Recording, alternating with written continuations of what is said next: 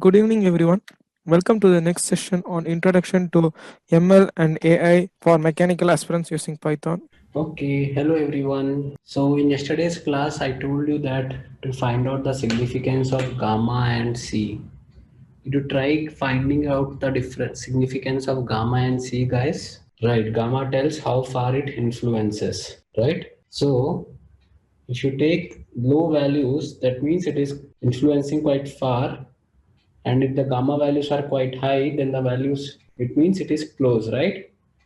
How does it help us in support vector machines? I also know that what you are trying to tell, but that how does it signify, how does it help us in support vector machines? That is important, right? Right, C, you are exactly right. What you are trying to tell for C is correct. But how does gamma really help us in machine learning or support vector machine? So C tells what C tries is a high value of C tries to minimize the misclassification of the training data. Okay.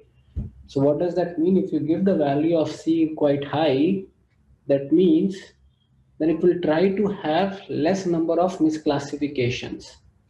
You can try that, but if you have a low C value, then it tries to maintain a smooth classification. So, but then how does gamma helps? Please find out these two things. These two things are still pending from your side, guys. Significance of C is quite simple to understand. High values of C will try to help us in minimizing the misclassification rate in the training data. Higher value of C tries to smooth out the classification. Significance of gamma and kurtosis example. I will explain you what is kurtosis again. I want you guys please come up with an example in real life. How does kurtosis help us in our analysis?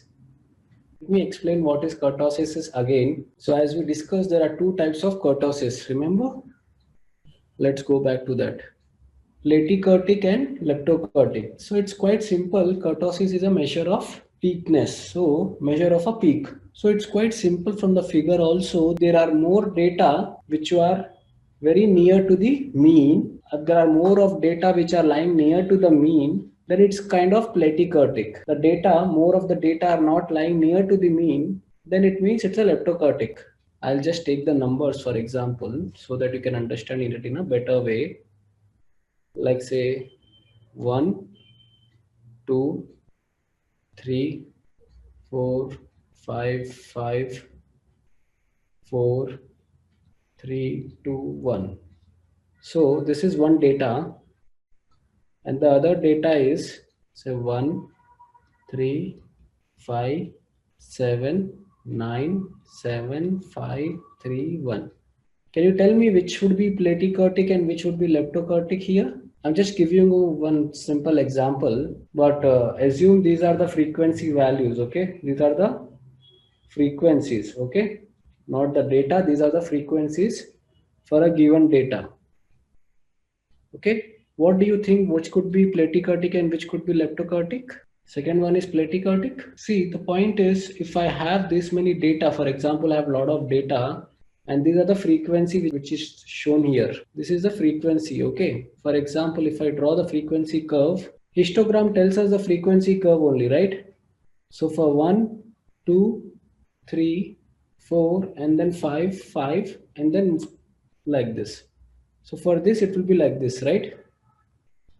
And then this number, these are the frequency number for some data, for example. Now, if you notice this, if I draw the frequency curve with this data as a frequency numbers, then this would look like something like this, right? 1, 3, 5, 7, 9, and then 7, 5, 3, 2, 1, something like this. So what do you think now? Which could be platykurtic and which could be leptokurtic? Let's say this one is 1, this one is 2. Which series do you think is platykurtic now? Second one is leptokurtic, right? So it's quite simple. It makes sense when we see the frequency curve, right? I think I have given you very simple examples by looking at the numbers. But just think in terms of industrial experience, no? How in industries, how will this be helpful? See, I think I've given you an example for skewness that never consider this would be a bad data or good data. For example, there might be a lot of phones which are sold in Amazons. So for them, the frequency would be quite high. But there could be a lot of phones as well, such as iPhones. For example, for that, frequency might not be that higher, but we know that iPhones are very costly, and that could be the reason the frequency of selling for iPhone is quite less. But that doesn't mean that it is bad data. It could be a case that there could be a lot of profit people are gaining from iPhone, even though there are less sales, right? So that was a simple example which I've given. Similarly, can you please come up with an industrial experience on this? Like, what do you think? Where can this kurtosis be useful? Let's take one more weeks of time and then come up with an example where could this be useful in your real life. And then please come up with the significance of gamma also. C was quite simple. You can try changing the values of C in your data set also, and then you will come to know what is the significance of C. But what is the significance of gamma? Try changing the values of gamma and then try it. There are different values for gamma also, right? There are different arguments for gamma in Python. Please try it, guys. So did you find out what are the pros and cons of SVM? SVM is computationally effective, but then my point was telling by behind that was it was quite effective, or it is quite accurate in high dimensional spaces. High dimensional spaces in the sense when you have lot many input features. In reality, the examples what I'm giving 3 or 4 input features, but in reality there could be 20 to 30 input features also. There could be 100 of input features as well, on which your output would be dependent. In such cases, support vector machine would be quite accurate. Okay. And the one more thing is the support vectors, as you know, it is dependent on support vectors. Support vectors in the sense, yeah, you found that it is not efficient for larger data set. Okay, Naga, I got your point. So there is a reason why it's not suitable, because see, support vector machine, it's actually made for high dimensional spaces. This algorithm is built in such a way that it should be used when there are high dimensional spaces. So while in that scenario, what happens, people generally use this SVM because if they have a lot of high dimensions in their data set. But then if there are high number of records, this SVM would not be useful, because already there are other algorithms which are quite useful when there are high number of data sets. So SVM was meant basically for high dimensional spaces, not for big data when you have more number of input features. Okay. And the other point is this algorithm is prone to overfitting, because as I told that it's actually meant for high number of features, right? So there could be a chance when we have number of columns more than number of records, there could be a chance. Okay, you might see such kind of data, but those are very less. In those kind of problems, this would actually overfit your model, because you have so many data. And if you remember, I told you the underfitting and overfitting, right, yesterday. So for underfitting, I told you if you can increase the number of features, then you are trying to generalize your model. You're trying to make sure that your model is not underfitted. But then if you keep on increasing your features, that would make your model more prone towards overfitting. Okay. So these are the pros and cons of support vector machines. But then you should always try using support vector machines also when you have small data sets. When you have high dimensional spaces and small data sets, you can always go and use this support vector machines. Okay, there is one more classification algorithm which is KNN, and it is abbreviated for K nearest neighbor. Okay, so it's a very simple algorithm. It's one of the simple algorithms to understand. So for example, tell me about your neighbors, I'll tell about you.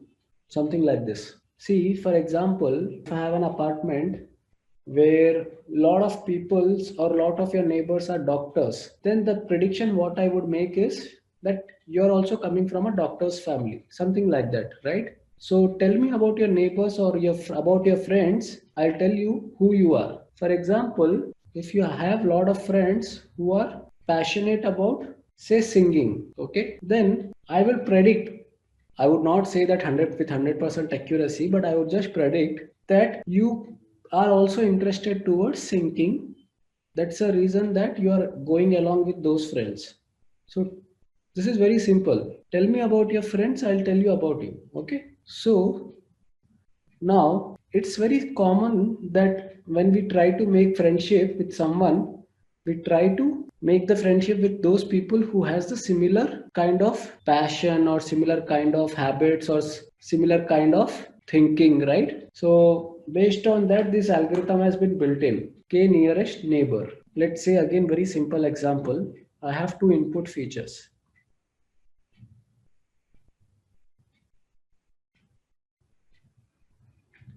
Let's say that I have two input features. Okay. Now, these are the classes. Okay. Blue color indicates one class and orange color indicates the other class. Okay. It's not like support vector machine where we will be creating an hyperplane here. It's not like a support vector machine here. But the k nearest neighbor, what it does, so for example, I am coming up with a new point. Then if I come up with a new point, for example, which has some x1 and some x2,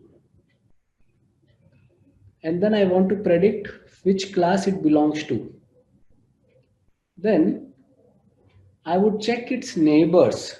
I would check the neighbors for this new data point. Based on the neighbors, I would be telling which class does this new data point belongs to, this star belongs to. Okay. For example, if I am considering only 3 neighbors, okay.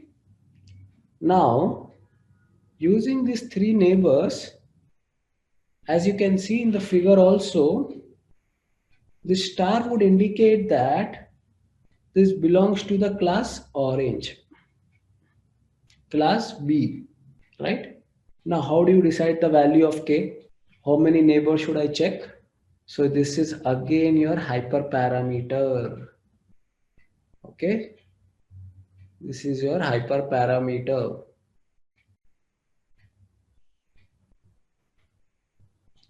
So the value of k is hyperparameter. So if you keep on changing this, your model accuracy will be changing. Okay. So it's quite clear that, for example, if I take 7 model, k equal to 7, for let's assume that the value of k is 7, then the nearest 7 values are this, for example. I'm just taking an example, okay? In this circle, then these are the 7 points. Then based on that, the classification for this star would change from class B to class A, right? It's quite simple. And then how do you decide this nearest point? It's very simple mathematics behind this. For example, if I have some x1, x2 point, for all the data points, I have an x1 and x2, and based on that, the output has been decided, right? So if I come up with a new point, exactly distance between points, that is how we calculate the nearest neighbor. Okay. So what it does, it calculates the distances from the new point to the all the points, and then based on the value of k, it will form a nearest neighbor, and then based on that, it will decide what would be the prediction for that value. This is very simple. You can also write your own algorithm. As I told, in linear regression, you can write your own algorithm for linear regression instead of using Python's algorithm. How? Using gradient descent. Similarly, in KNN also you can do it by yourself. Just writing the distance formula, and the ones which has the minimum distance formula, that would be useful for the prediction. And then you can test the Python's library also for KNN. In Skill-Lync, there is one more function for KNN. You can test that using your own algorithm. I'm not sure if I have that for KNN, but let's see. So There are a lot of names for k nearest neighbors, and those names are memory based reasoning, example based reasoning, instance based learning, lazy learning. So one of the common interview questions is why KNN is called as lazy learning.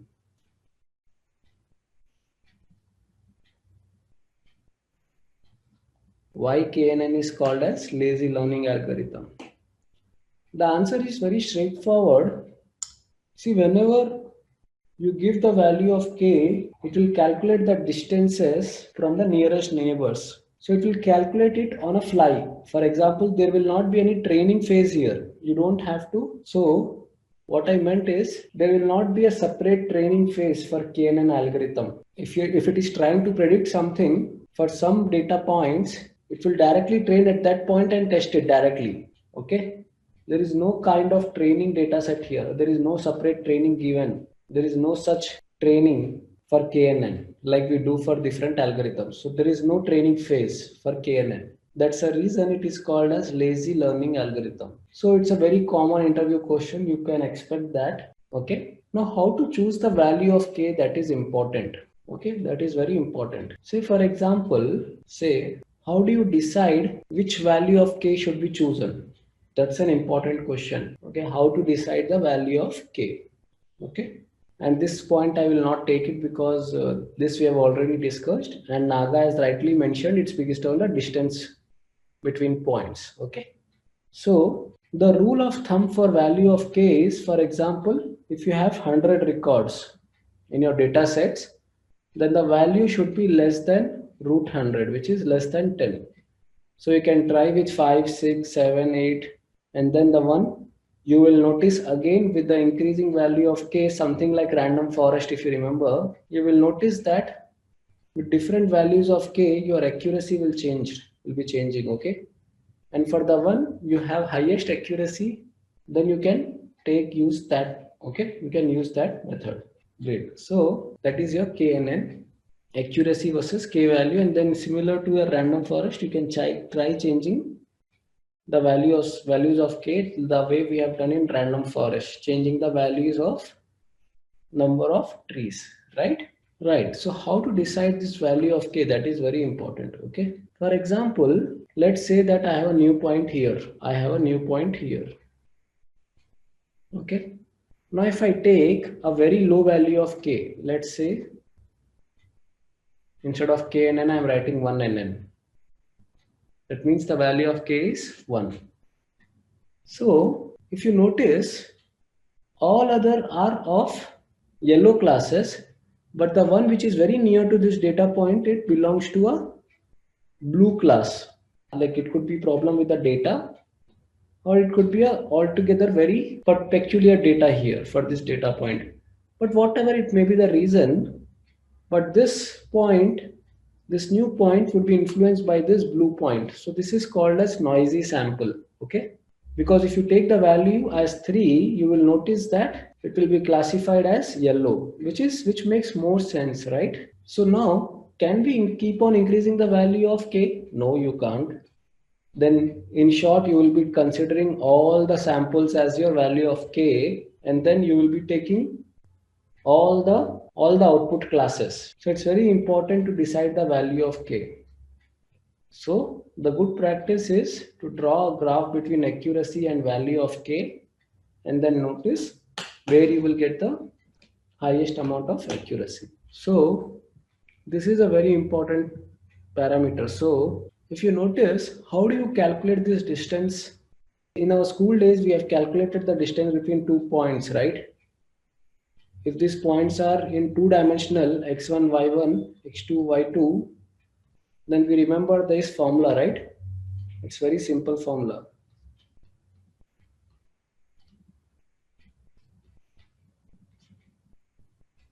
Okay. So this distance formula we used to call in our school days as 2-point distance formula, right? 2-point distance formula. But in reality, this is called as Euclidean distance formula. So when your data points which are given as numerical data, then you can always go ahead and use Euclidean distance formula. Okay. And then there is something called as Manhattan distance formula also. But most of the people uses Euclidean distance formula only whenever they have numerical data. But you can go ahead and use Manhattan distance formula also, which tells that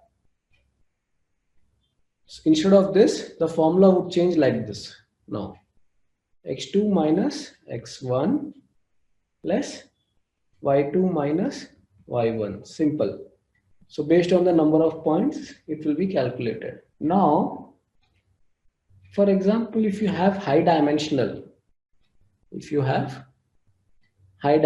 right? So in this case, you have understood, right? What is x and what is y? So it will calculate the distance formula from that new data point to the existing data points. Okay. So it will keep on calculating from the new data point to all the existing points, and then it will decide what are the nearest neighbors for this data point, new data point, and based on that it will calculate the output class for the new data point. But if it is a high dimensional, say you have input features as say x1, x2 and x3, and then your output is y, then how do you calculate the distance formula? So here when I meant y, this is a second feature here. Okay, so let me write that as okay, let me not confuse you with y, because y is always considered as output. It would be good if I give some other notations here. So here this y means not your machine learning output, not your data output. So but first understand how this distance calculated. If you have x1, x2 and x3 for some of the data points, you'll have these data points. Now there is a new data point which is coming in, right? For that also you will have x1, x2 and x3. Let's say dash. Okay, these are the new data points. Now it will calculate either using Euclidean distance formula x1 dash minus x1 whole square plus x2 dash minus x2 whole square plus x3 dash minus x3 whole square. So either it will be calculated using this, or it will be calculated based on this x1 hash minus x1 plus x2 dash minus x2 plus x3 dash minus x3. So this is how the distance will be calculated. Okay. If k is equal to 3, should we calculate the distance from 3 points? How would we know what are the 3 points from where we have to calculate the distance? We would not be able to know, right? Yeah, but then how would you know those are the nearest points? By calculating the distance, right?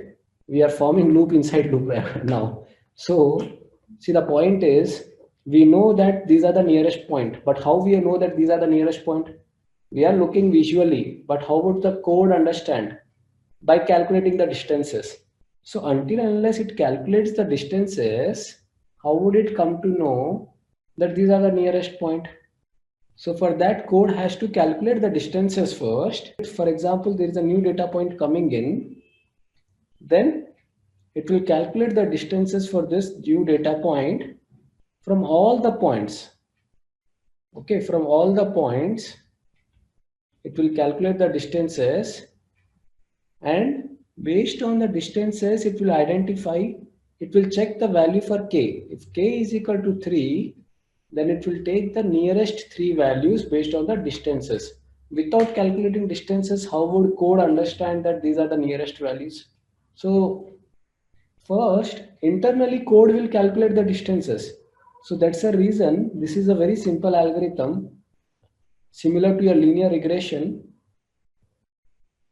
This is also one of the simple algorithms, k nearest neighbors. So I would suggest that you write your own algorithm for KNN using your Python. Okay, use the distance formula whichever you want to, and based on that, whenever there is a new point coming in, then based on those 3 points, or based on those distance values and the k value, decide what could be the output. So it's like a you're understanding the algorithm, right? So my doubt is in the example given here, like x1 dash minus x1 whole square plus x2 dash minus x2 whole square. What distance does that formula is giving to us? It is not any distance formula between points, right? Euclidean one, sir. What distance is it giving? A linear distance between 2 points, or what distance is it giving for us? See, there are different ways of calculating the distances. For example, okay, let me create a new slide here. Let's imagine that you are into space now. Okay, now let's see that you have a data set, say x1, x2, x3, and let's say your output is y. You can have multiple inputs, x4, x5 also, but let's say that your x1 is mileage, x2 say torque, x3 say volume of your fuel tank. I'm just taking some examples, okay? So these are the three input features, and based on that, let's say whether the car brand is BMW or not BMW. Okay, so for us, let's say that based on certain values of x1 and x2, these are all points where the BMW is lying. Okay, these are the, depending on the different x1, x2, x3 values.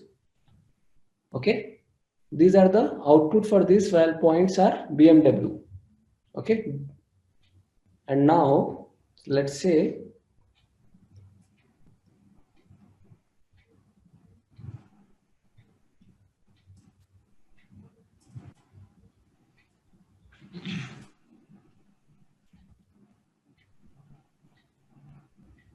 I'm just giving you some random example, okay? So that you can understand in a better way. So there are different data points. So first understand that we have a different data points which has three different input features, and based on that we are deciding whether a brand of a car is BMW or not. Okay. Now by looking at this data, you can also make it out. I am telling that black colors are BMW and the red colors are not BMW. So 1 and zeros, okay, basically 1 and 0. So this is my output class. Okay, now it is pretty clear that by looking at this data, I can tell that if say x2 is very less or very high, if x2 is very less or very high, then the output would not be BMW. If x1 is very high, that means mileage are very high, and we all know that for the higher versions of the vehicles, the mileage will not be that high, right? So if the mileage is that high, we know that this is not a BMW car. It could be some other car, the ones which provides high mileage, right? So by looking at this data, we can understand that. But assume that you are coming up with a new point. Let's say that you have come up with a new data point which is lying somewhere here. Okay, now see, visually I can tell whether this point is very near to your BMW class. This should be predicted as BMW, but for algorithm to predict that, it has to calculate the distances first, right? That you have already understood. But how does it calculate? That's your question, right? So what it does, now we know that every data point has three input features, right? So let's say that every input point has their own x1, x2 and x3, right? Now this point, using the distance formula, will calculate the distances between from this point to this point, from this point to this point, from this point to this point, from this point to this point. And how does it calculate the distance? It can be Euclidean or Manhattan or anything, but the formula would be, say, x1 dash is a x1 for new data point, okay, minus the corresponding x1 for this point, let's say.